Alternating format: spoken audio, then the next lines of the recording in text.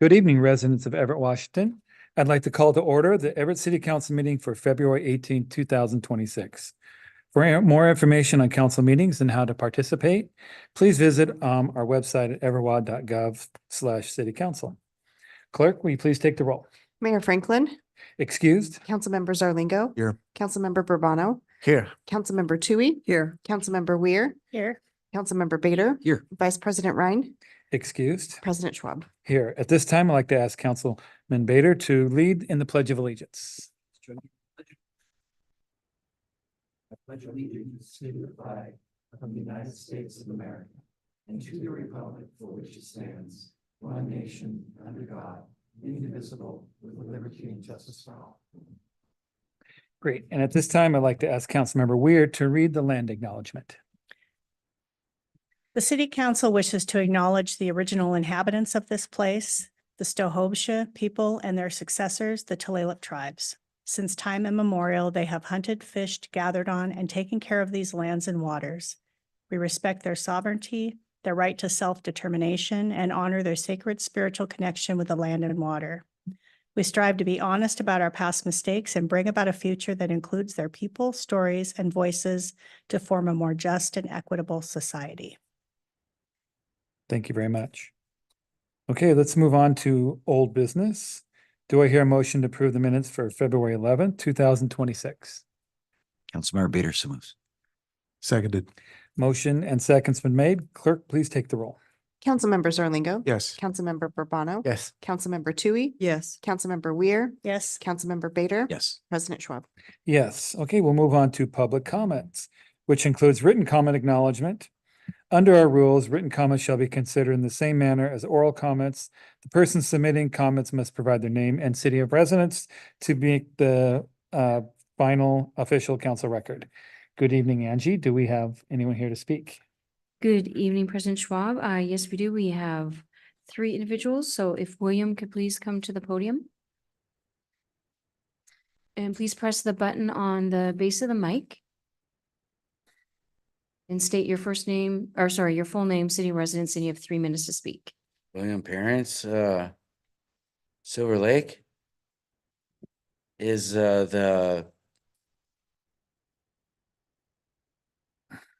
on for a second.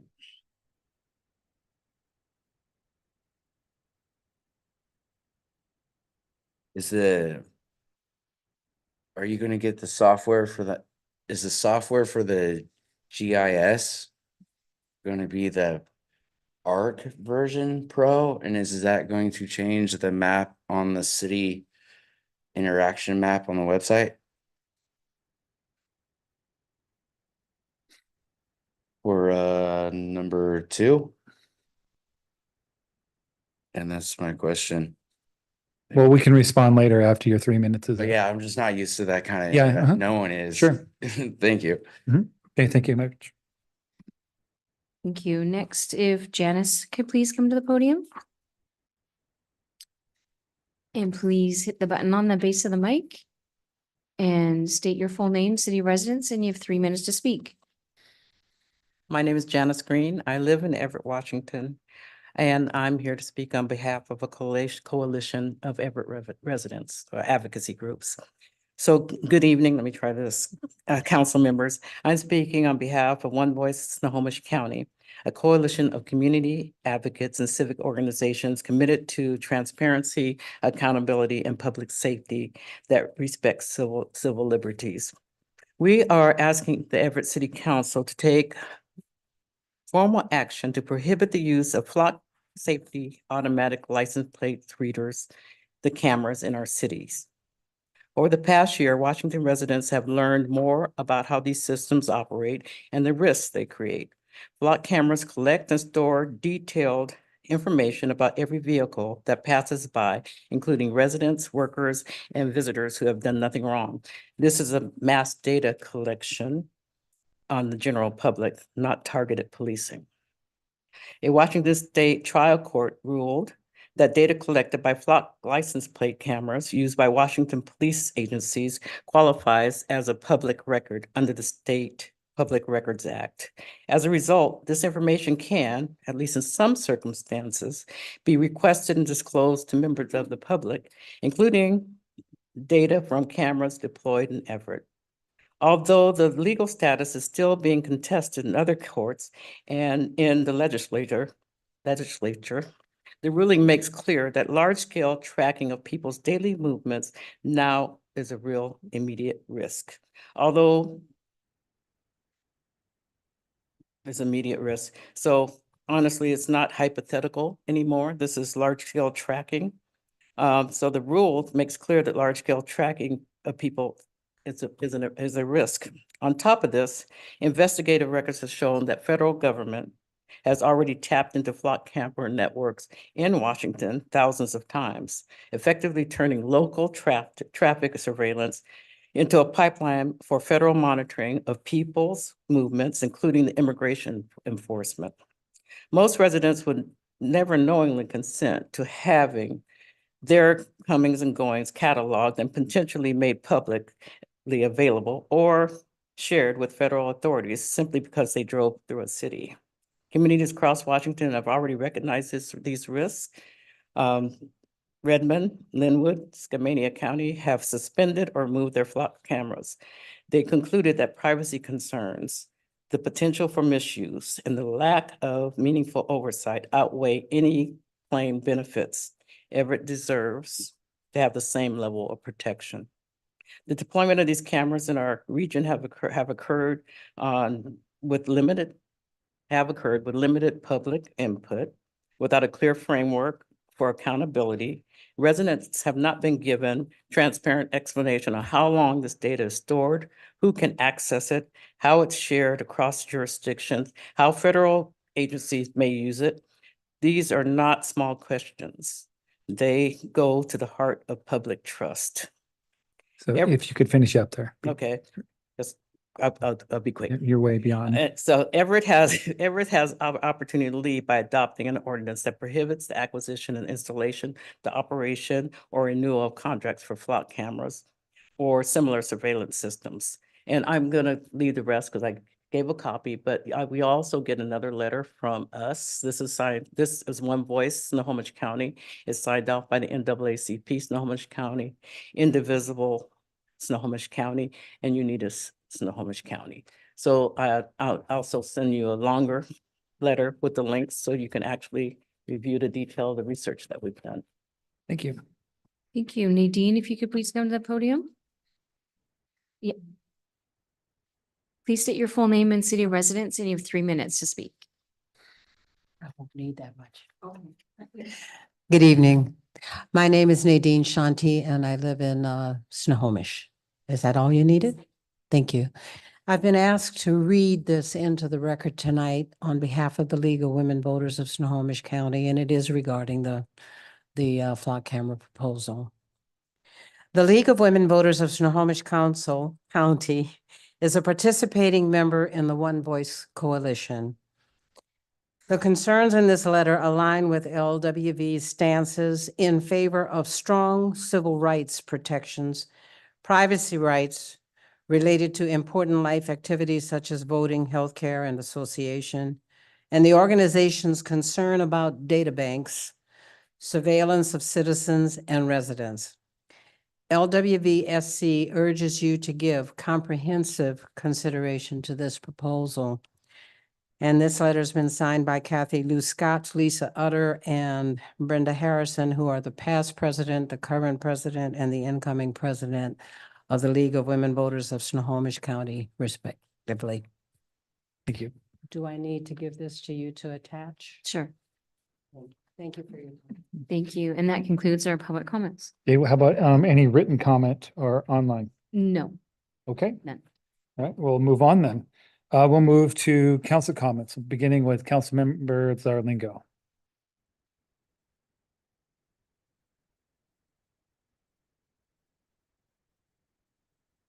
Let's see, last week, attended the Puget Sound Regional Council's Transportation Policy Board. That was last Thursday. PSRC and the Transportation Policy Board have a major role in advocating for and allocating federal funding, which is a big factor in funding transportation improvements all over the state, especially here in the four-county PSRC area. The one thing that was remarkable there was a new pilot program on funding maintenance and preservation of bridges, initially focused on unincorporated areas in counties. That's where there have been the most prominent bridge failures that we've heard about in the news that have consequences that are really hard to get around. So I'm hoping there, and they're hoping that 1 ounce of well-directed prevention can be worth a pound of cure. So this is a 2-year pilot program to focus resources that way. Earlier this week, attended the Snohomish County Regional Law and Justice Council, where I represent Everett and the Snohomish County cities and towns.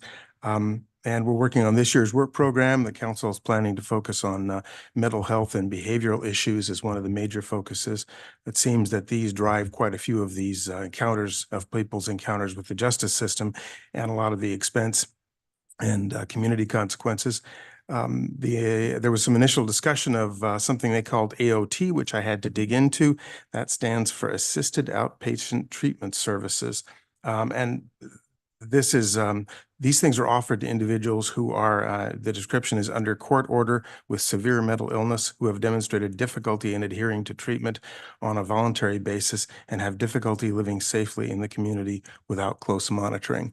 And that sort of sounds familiar to some of the things we've heard about that are part of the nexus between with homelessness, drug use, and mental illness. So hopefully we'll be able to understand that better as the Law and Justice Council. And then I attended I represented Mayor Franklin and the council, and especially my District 5 at the Everett Mall Station Transit Station grand opening. So that's at the Everett Mall, relocated a few hundred yards. The station is one of the busiest in Everett. It actually opened in December, but the ceremonial opening that I attended was delayed until last week because the original date coincided with a serious flooding event here in Snohomish County. And then one last item, I got an email from Dr. Paul Stutes, Sr., the founder of the Rise Up Academy here in Everett. He was noting the passing of civil rights leader, the Reverend Jesse Jackson. Wanted to note that and thank Dr. Stute for that reminder. Councilmember Luis Urbano. No comments. Thank you. Councilmember Tui. Yeah, I just want to thank our folks that came and spoke this afternoon. I really appreciate your thoughts on the flock cameras. And I know that our team has worked hard to prevent unwanted consequences with the flock cameras. And I know a lot is happening with it. So maybe this would be a good time if we could come back with a briefing on addressing concerns that communities are having, and folks would be great. That's all I have. Thank you. Councilmember Weir. Yes, thanks to the speakers that came forward in council today. We appreciate hearing the different perspectives that are, and who's the concerns that you have. So thank you for that. Last Friday, I was attending the Carl Gibson Center's Rise and Shine breakfast. Got to hear some of the great programs that they're supporting there as partners with the city. Cultural Arts Commission committee meeting this week and meeting some of the new commissioners that we have on our Cultural Arts Department. So that's great.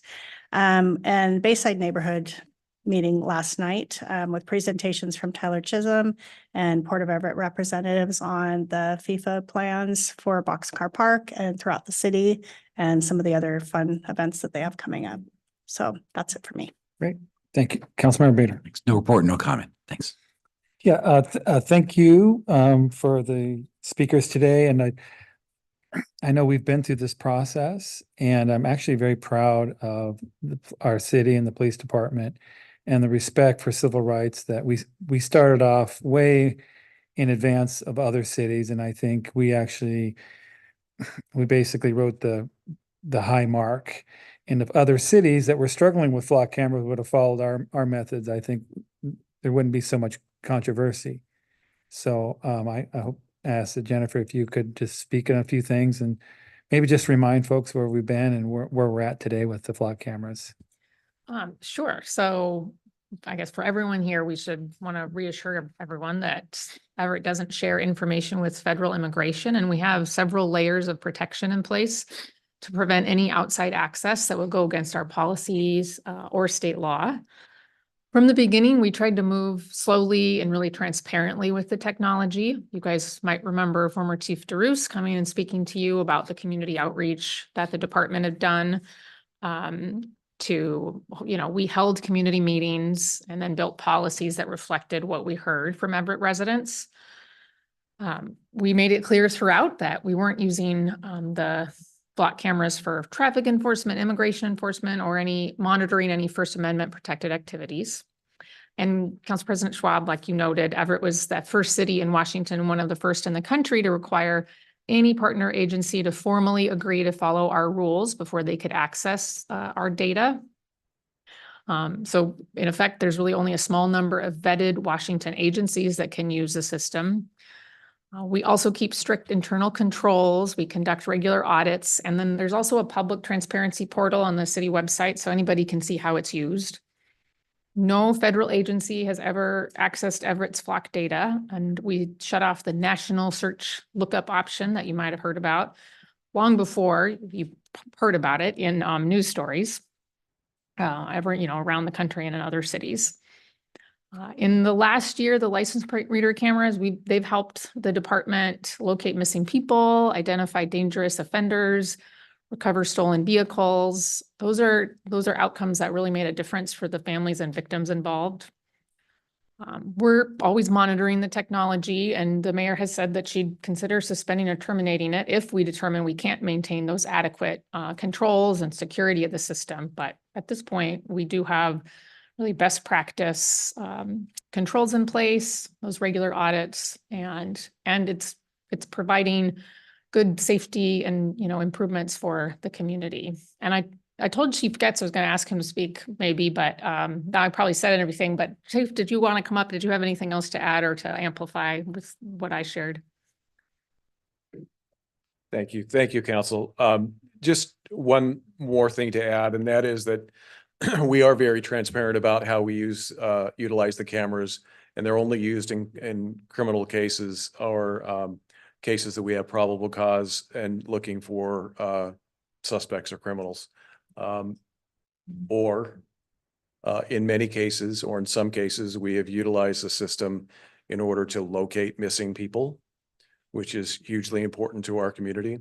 And then finally, I'll just reiterate what Jennifer said, and that is that Chief DeRoos was very clear when we started this process nearly 2 years ago.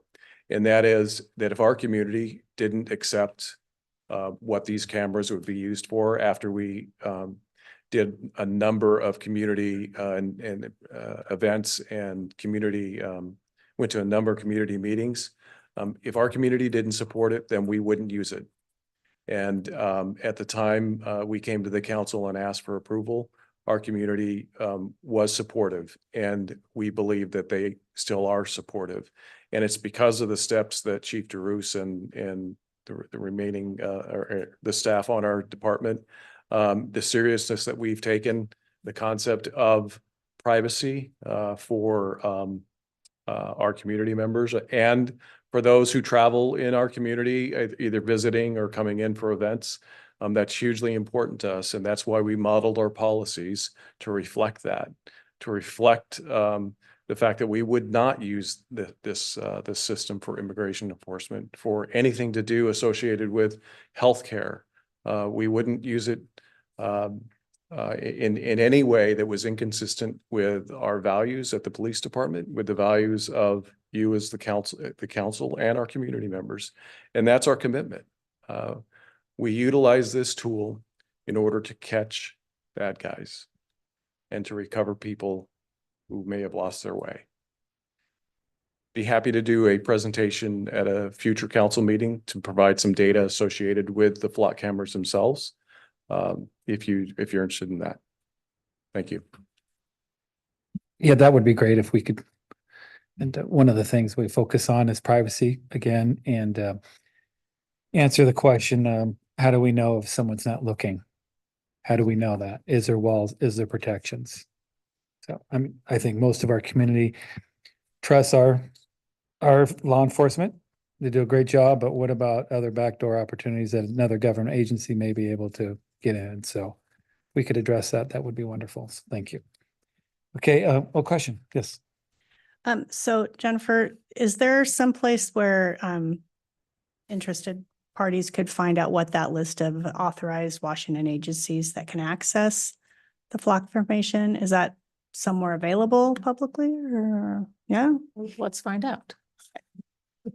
Absolutely. On the department's public facing dashboard, it has not just the access to our policy, but it has all the data associated with its use and all the agencies. And by the way, they're all Washington state agencies. Those are the only agencies that have signed our user agreement. And our user agreement requires the agency head to follow our policy, not their policy. They have to follow our policy associated with the use of ALPR cameras.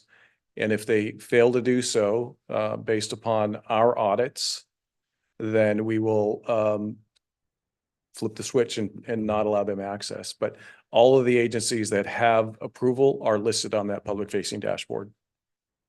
And it's at transparency, well, there's an external link, but this is the homepage for it. So transparency.flocksafety.com/Everett-WA-PD. And so it's there's a variety of, I don't know, a couple, maybe 20 agencies, mostly Snohomish County, and then some others around the state. So they're all listed on that page. And there's also a landing page, flock safety system, that links to the department policies and that. So thanks for asking. Yeah, thank you very much. Okay, thank you, Chief. Any more report from administration? Yeah, just a quick state legislative update. Like good and bad news. So maybe bad news first, I guess. Some of you may have heard, but a really important priority for the city, the Municipal Fire Authority bill, did not make it out of either chamber. It was in the House trying to make its way to the floor for a vote last night. And it didn't get pulled. The amendments were there to floor amendments were filed to I guess resolve some concerns that had been heard. Both, I guess they fixed the hospital district's concern. This one was a proposal to add kind of a governance structure, which would be a separate fire commission. But it didn't make the list. So as we think about revenue for this year, the Municipal Fire Authority is not really a viable tool. There's other tools that relate to regionalizing fire that we talked about at the retreat. But this one didn't make it. But we got farther than we have like in a very long time, maybe ever, with the proposal. So depending on where we're at next year, I'll be working on it then. Other bill that I'll highlight, House Bill 2266, it has to do with like supportive, temporary, emergency, permanent supportive housing. I just haven't had time to dig through the amendments that they made quite a few amendments on the floor this weekend. But I think it is in a position that we might be supportive of this bill. It seems like they've changed it so that it preserves our ability to use management plans, which help guide the conduct and operation of these kinds of housing options in our community, whilst allowing them, because we do allow them basically everywhere. But we just like to have that oversight tool, both for the operators and for neighbors and the rest of the community to know that there are tools to help make sure that they fit well and that they're great options. And I also like that it really does encourage other communities to do what we've already done. And, we have led the way, but let's encourage other cities to do the same. So it has a hearing in a couple days where we might sign in, we might testify, kind of depends. I gotta read through it at some point. So just those two that I thought I'd highlight tonight. Yeah, I question about that. The idea is to actually manage them properly, not as another way to eliminate. Absolutely. That's how we've successfully used it in Everett. And some providers are really experienced and they kind of know how to deliver and communicate with the neighbors. And I and just incorporate new types of new neighbors into the neighborhood, as it were. And then others maybe have good hearts, but haven't operated a facility before. And so like I look at the management plans as like a way to help them be successful, to give them the best practices that our community development team is really aware of. So. Great, thank you very much. Oh, Councilmember Domingo. Yeah, just if I understand, that's permanent supportive housing, like perhaps Claire's Place, but different than the emergency housing, like the upcoming New Start centers that the county's doing. This would affect the former. of those? So there's amendments around the emergency housing. Oh, So that the emergency housing is in the bill, but I think it's been separated in a way. So some of it applies in some areas and not in others, but Okay, I'll continue to pay attention. Thanks. yeah, I'll know more next week when I've read it all. Yeah. And that's it, unless there's questions. Okay, thank you. Great, thank you. Our city attorney, David Hall. No report, no executive session. Okay, thank you very much. All right, so we'll move on to our consent items. We have 4, 1 through 4.